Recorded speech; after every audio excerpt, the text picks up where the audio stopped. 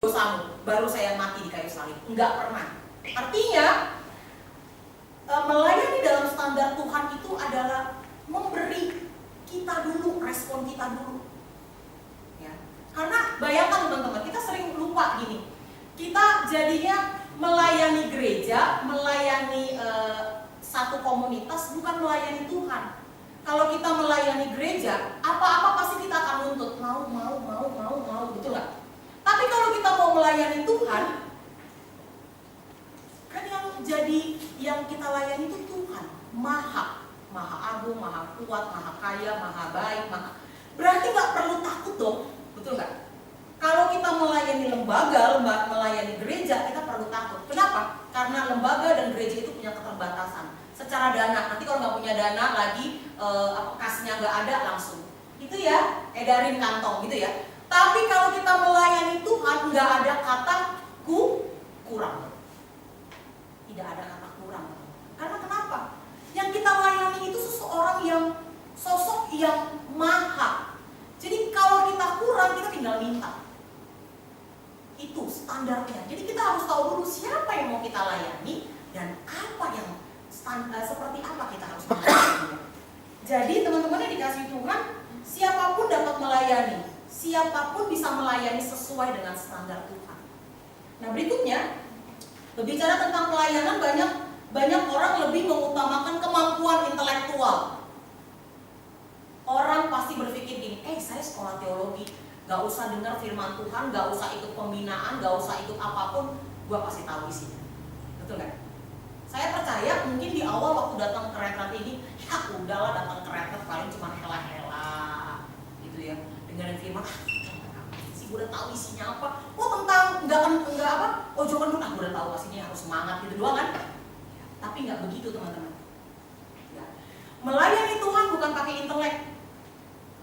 Kalau kita melayani Tuhan hanya berpegangan pada intelektual, saya bisa pastikan pelayananmu bisa jadi batu sandungan, pasti. Tapi pelayanan kita kepada Tuhan itu harus didasari pada hati.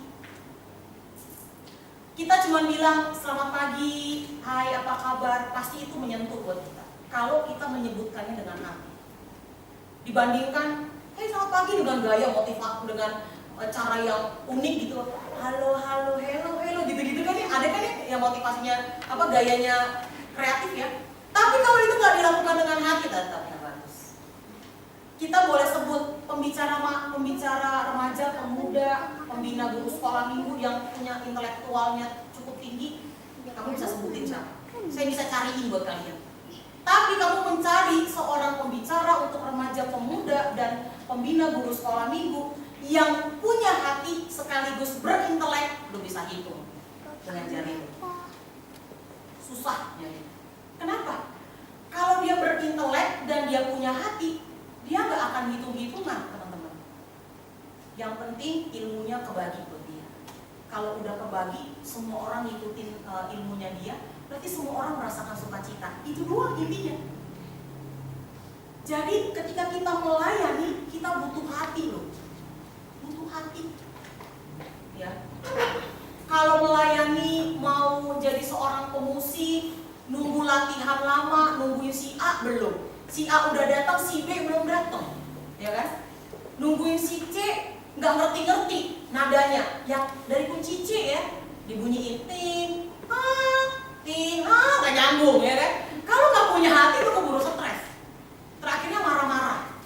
Ya, apaan tuh? Dia ngajarin musik, bikin anak saya sakit hati, bikin anak saya marah, bikin anak saya nangis. Nggak usah nggak usah diajar. Hati teman-teman. Kalau kita melayani dengan hati, mau disuruh seperti apapun, standarnya Tuhan, pergi pasti. Udah nggak pakai hitung-hitungan. Nah, banyak pelayan, kalau ditanya banyak nggak sih orang Kristen yang mau melayani, saya bisa bilang banyak. Seperti firman dikatakan, banyak yang dipanggil, sedikit yang terpilih. Mau nggak jadi orang Kristen? Mau, tapi sedikit yang mau hidup dalam kekristenan yang sejati. Sama, banyak yang mau jadi pelayan teman-teman, ya. Tapi semuanya waktu ditanya mau melayani, iya. Tulis yang mau dilayani apa, dia tulis nyambut nyambut tamu, ya kan, siapin alat-alat. Pasti yang bagian kosong itu adalah apa? Pendoa syafaat, doa persembahan, ya kan, bawa pujian, MC, itu pasti kosong, percaya. Tapi kalau misalnya jadi aser, itu semua pasti gue bisa, cuma senyum doang. Kenapa gereja-gereja GBI jauh lebih banyak dipenuhi anak-anak remaja dan pemuda? Mau tahu ujinya? Ternyata kita sering mengecilkan yang namanya aser. Padahal aser itu penyambut jemaat, itu kunci utamanya. Kalau kamu cuma selamat datang, percaya besok ada yang datang. Apaan nih kayak begini pemuda remaja, betul nggak? Itu lagi ya, itu. Mereka sangat menyambut orang-orang di sana. Ya, mereka sangat menyambut orang-orang di sana. Bukan berarti mereka yang paling the best ya. Mereka punya kekurangan juga. Tapi kita juga punya kelebihan. Kelebihannya kita soal isi firman Tuhan juga nggak usah takut. Oke. Tapi soal yang namanya ngelayanin orang, sampai detik ini aja perjuangan cari guru sekolah minggu, betul nggak? Iya kan jadi guru sekolah minggu ya. Udah bagus 5. Ada satu gereja yang semuanya guru sekolah minggunya ibu-ibu. Kenapa mereka mau menjadi seorang guru sekolah minggu, seorang ibu-ibu? Cuma satu alasannya. Kalau saya nggak jadi guru sekolah minggu, kalau di gereja ini nggak ada guru sekolah minggu, Kak, katanya gitu. Saya mimpin ibu-ibu udah tua serius. Udah punya cucu, gue ngajarin dia. Jadi firman Tuhan tentang ini kan nggak malu coba. Kenapa jadi guru sekolah minggu sampai sekarang? Alasannya cuma satu. Kalau saya tidak menjadi guru sekolah minggu, lalu anak-anak saya, generasi saya, cucu-cucu saya dengerin firman Tuhan dari siapa? Benar juga. Tulus hati. Ya. Teman-teman yang dikasih Tuhan, memang melayani itu kalau dikatakan harus punya hati, otomatis apa? Masuk ke dalam rela berkorban. Kita mau nggak rela berkorban? Ya. Berkorban waktu. Kalau menjadi pelayan di remaja, ya ampun ya. Sekali saya melayani di ibadah remaja pemuda Bajem Ciracas. Berkorban banget bener. Berkorban perasaan. Nunggu lama, yang datang cuma 5. Siapa yang mau tahu? Operatornya, pemusiknya 3, MC-nya 1, genep 5. Udah datang standby 5. Nanti ditunggu jam berapa? Ibadahnya jam berapa? Setengah 10 ya? Setengah 10. Jam 10 baru muncul 2. Tambah 7 sama gue 8. Penatua 9 kurang 1. Benar, mendekati firman baru datang 1. 10 genep. Rela berkorbannya itu nggak ada. Teman-teman, yang namanya kita mau melayani Tuhan, kalau kita lihat siapa yang mau kita layani, pasti kita akan punya rasa ya udahlah, Tuhan udah kasih yang terbaik. Itu sebabnya teman-teman, moto yang harus kita pegang adalah ketika kita melayani, jangan seperti motonya dunia ini.